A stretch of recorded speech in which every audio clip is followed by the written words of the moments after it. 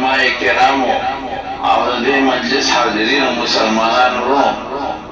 د وړې دورې طالب علمانو دا نن چې دا کوم پروګرام دی تاسو یقین کوئ زما وجود دلته دی او زړه مې دلته تاسو سره دی ځکه چې محترم ورور جناب حضرت مولانا مفتی امیر حسن صاحب دې توجه هم او ما ډېر زیات ګران دی د ده د والدې صاحبې هم دا خواهش و چې دې کې شرکت وکړم او افسوس دا دی چې زما ورځې رانه ټولې بندې شوې وې او وخت رابطه ونه شوه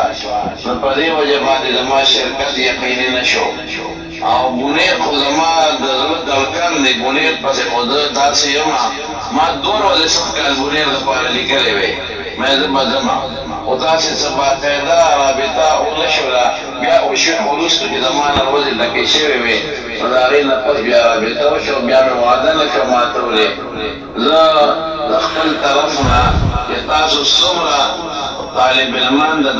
وړې دورې ناستې ټولو ته زما له طرف نه مبارکباد دی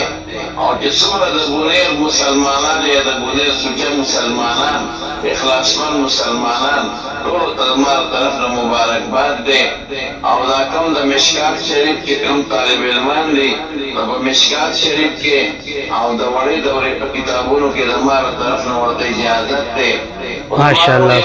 ما مخکې دې لپاره چنده غوښتې وه او شکر دې په هغې ډېر کار شوی دی او زه تاسو نه بیا مطالبه کوم چې تاسو د دې مدرسې سره تعاون وکړئ ولې تاسو په خپلو سترګو ولیدل چې د دین څومره خدمت پکې کېږي او څومره پکې مفتي صاحب او د ده ملګري لګیا دي او درسونه کوي نو زما طرف نه ټولو ته دا پیغام لري یو دا پیغام دی چې د دې مدرسې سره تعاون وکړئ دې سره د خپل محبت اظهار وکړئ او د دې مدرسې د باقي د تعمیر کار پوره کړئ دا زما تاسو ته غایبانه د ټلیفون په ذریعه درخواست دی او دویم به د علماو سره محبت ساتئ مینه به ساتئ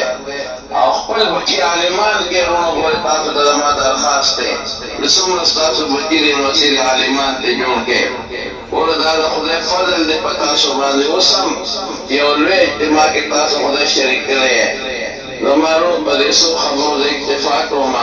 ولې چې ځکه ما ته مفتي امیر حسن صاحب وایي چې بل مولانا صاحب بیان کوي دا همیاس کې ته څو خبرې وکړه زه دې خبرې اکتفا کوم او زړه مې ډېر پریشانه دی چې زه ستاسو په اجتماع کې شریک نه شم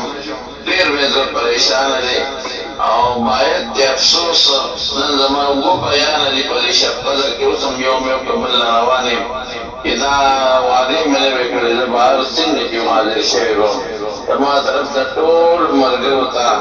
مبارکباد او السلام علیکم